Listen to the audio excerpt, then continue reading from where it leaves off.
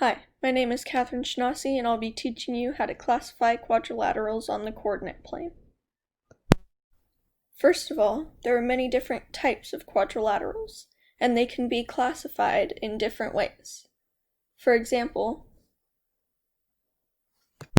a square could also be classified as a rectangle. Usually, it is best to be specific when classifying quadrilaterals. Now for an example. Say you were given the points w, x, y, z for a quadrilateral. First, you would draw your coordinate plane, and then you would plot the points.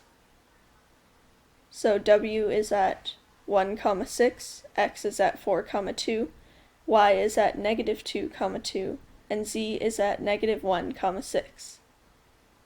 Then you label these points and connect all the lines. The quadrilateral that you end up with from these points looks as though it's a trapezoid. But to check, you can see if ZW and YX are parallel. To do this, you'd have to find the slope of the lines, which is the change in Y over the change in X.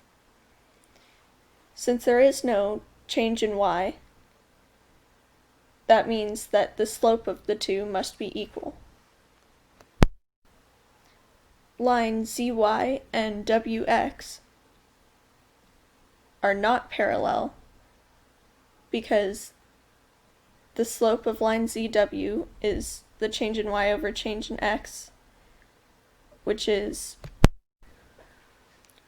6 minus 2 over -1 minus -2. This is equivalent to 4 over 1, which is 4. So the slope of line YZ is 4. The slope of line WX is equivalent to 2 minus 6 over 4 minus 1, which equals -4 over 3. Since -4 over 3 does not equal 4, that means that line YZ and WX are not parallel. Because there is one set of parallel lines, that makes this quadrilateral a trapezoid.